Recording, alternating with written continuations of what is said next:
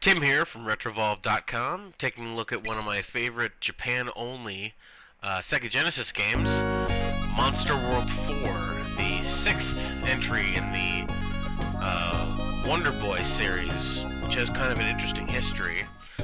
I'll mention that in the article. And this here is the demo of the game when you don't hit start. But this is kind of a Legend of Zelda 2 meets Quackshot sort of game. Side-scrolling action-adventure with minor RPG elements. Sort of along the lines of maybe not so many games that came out at the time, but more what you would expect from a more modern game, where you can increase your health, get different equipment, that sort of thing. But really well done. Late in the Genesis's lifespan, as you can tell, the graphics are really bright, colorful, very detailed. There's a lot of parallax scrolling in the background going on, animated backgrounds, well-drawn, cartoony, animated-like characters. And the premise of the story is that you're a girl who wants to explore the world, and now you're old enough to do it, basically.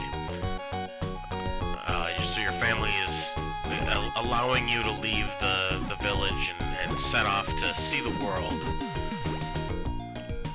I admittedly haven't gotten very far in this game, even though I really love it. I've loved it since the first unofficial translation came out some odd years ago. I don't even remember. Probably in the early 2000s. There was a Game Boy Color and DSi game that came out. A series, the name escapes me right now, where you play as like a genie. And this plays a lot similar to that, where you've got, foreground and background that you can go through.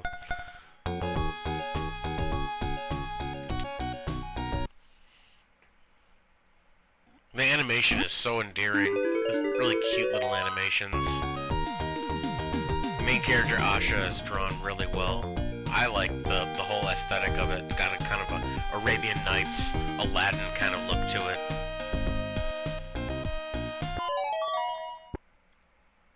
And everyone in town here is just kind of giving you stuff to help you start out on your way. Those little blue drops, if you collect 10 of them, you get an extra heart container, for lack of a better term.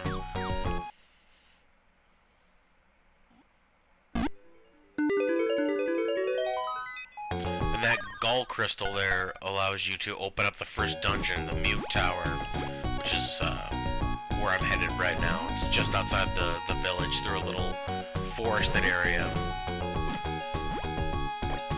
Later on, after the first dungeon, you get the ability to fast travel between areas, because trekking on foot would take a long time. The game world is not exactly small.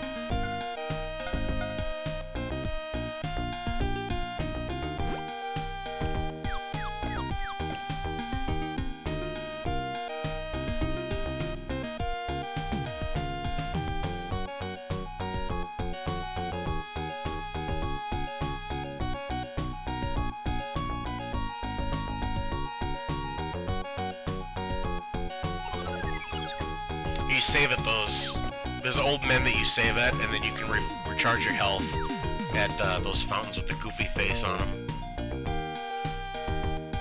There's quite a bit of comedy in the game too. It's nothing like huge, it's mostly subtle, and I'm not sure if it's the translators who added the humor in, or if it's the original game script. I'm assuming it's the original game script as well, because this is kind of translated by a decent group, DJAP and Demi-Force, and they usually try to stay as close to the script as possible. Looks like everyone's sending you off here, right at the edge of the village.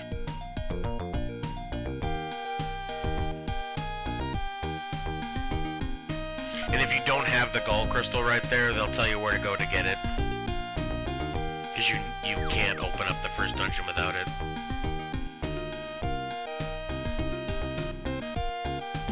See, like, they're like, we'll hate you. The last person. But it does really play a lot like Zelda 2, The Adventure of Link. I mean, you have an up stab, you have a down stab. They definitely ripped that directly from Adventure of Link. And rightly so, those are two of the best abilities in that game. But you have them right from the get-go here, whereas in Zelda 2 you have to actually find an old man that will give them to you.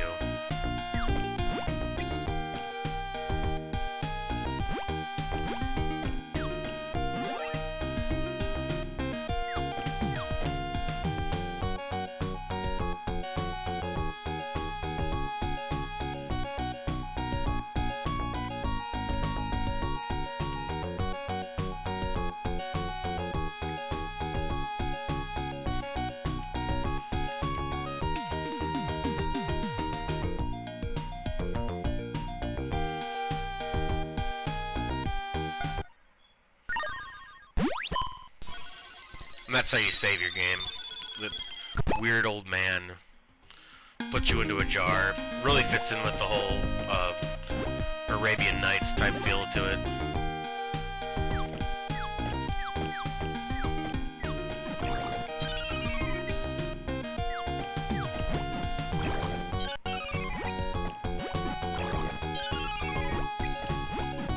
Yeah, there's the upstab. I really love the aesthetic, the art style, and the way the background looks, especially here. We got those floating clouds, like mist in the background, then you got like 2 layers of forest there. And right now this is all softballs. I mean, the game's just kind of starting out, showing you how it's done. These enemies are very, very easy, but the game is not particularly easy. If you've ever played any of the Wonder Boy games before, you know that the difficulty ramps up as the game goes on pretty quick.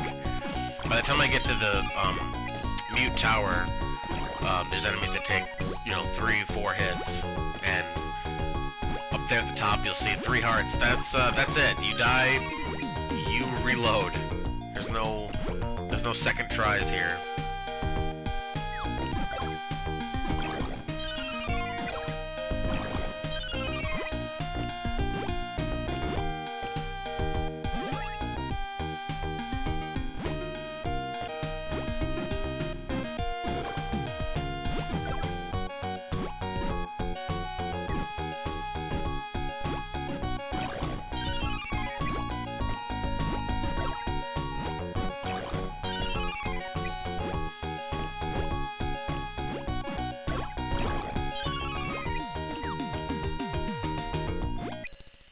Collected 10, I get a little blue heart now underneath my other hearts. It's kind of like in Metroid, where you have like a backup health pack.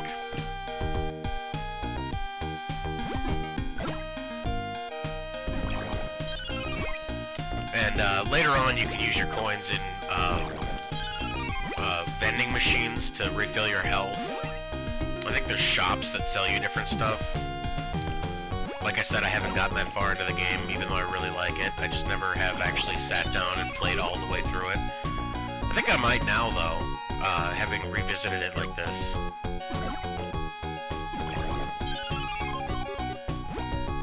And there hasn't been that many games in this series that have come out here, although, like I said earlier, it has an interesting history.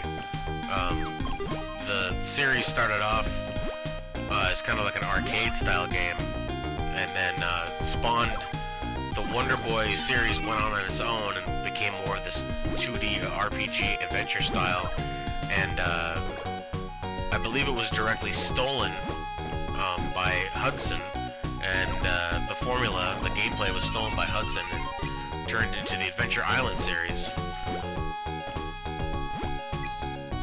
which is kind of an interesting split, that someone would take an idea, somehow get away with it, and move on in their own series.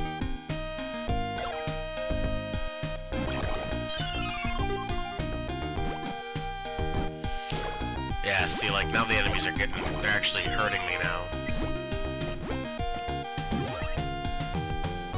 I can't sing this game's praises enough, though.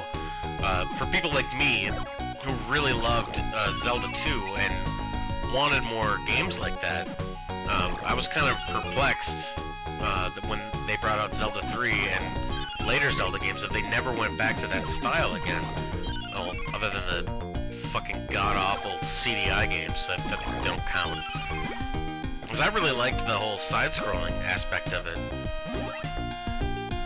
And here's another one of those statues that you can refill your health at. And I believe those are also the areas that you can fast travel to with the genie. But here I need to use the Gold Crystal because that statue is the top of the first dungeon.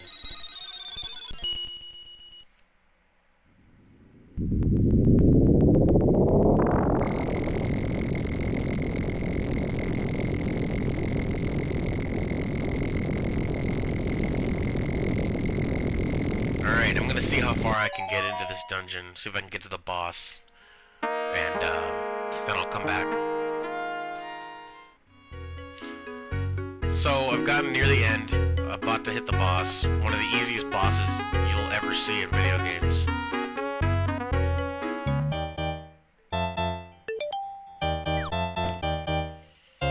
And I like these spikes, because in games, oftentimes you'll walk into the side of a spike, and it'll hurt you or kill you, and there's no explanation for it, but in this game, if you touch the side of those spikes, there are secondary spikes that will hurt you, so it makes a little bit more sense. Not that it matters, but, you know. Here's the weird old saving guy, who somehow got here faster than I did.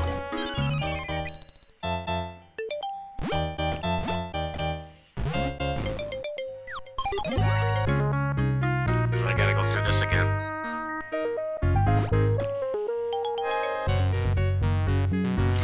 Music is nice too, it's really Genesis-y. That nice, that disgusting, like, twang to it. I love that shit.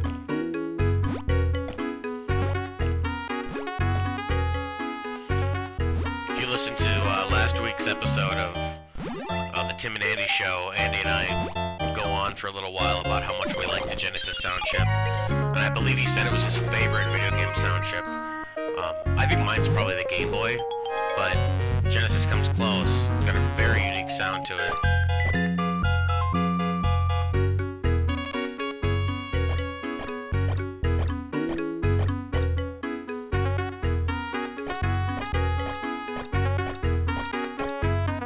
Oh, and the game I was thinking of for the Game Boy Color was Shantae. That was a really late Game Boy Color game that like hardly anyone played, but it's got a huge cult following.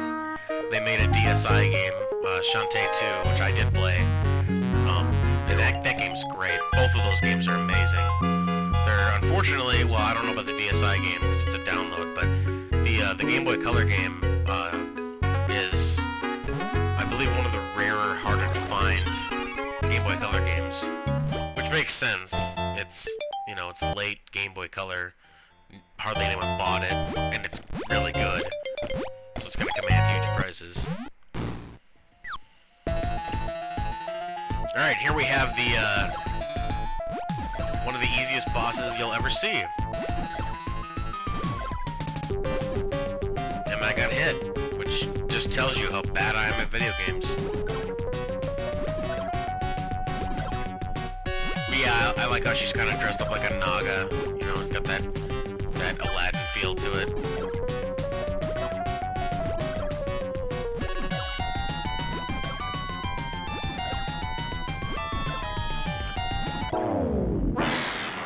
Gotta love that sound effect. Classic. Explodes into coins. Yeah, and this is the fast travel. The genie and the magic lamp.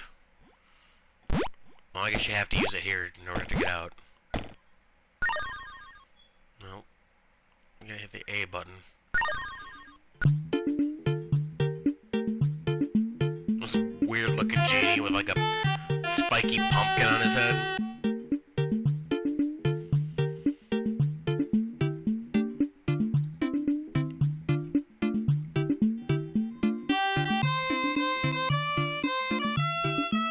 I think their record is warped.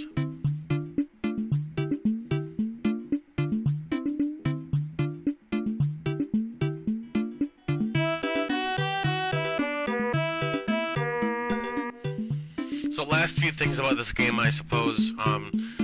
It can't be recommended enough. The controls are tight, the graphics are great, the gameplay is engaging, it's challenging, and from what I've heard, it's a decently long adventure.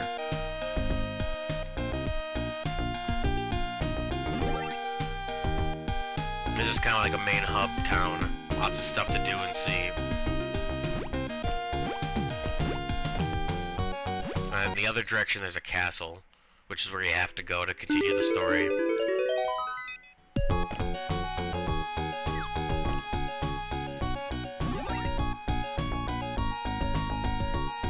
This isn't as fast as you can go either. Yeah, you can double tap either direction and you'll run.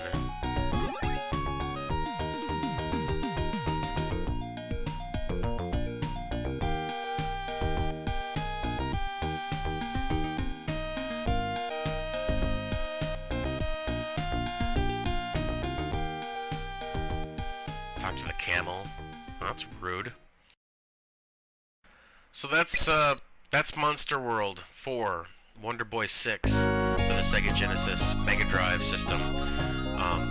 It's a very good game. If you have a chance to play it, I couldn't recommend it more. Everything about it is good. Everything about it they did right. It's a shame it never came to the United States, but I love it, and you should love it too. So from Tim at RetroVolve.com, stay classic.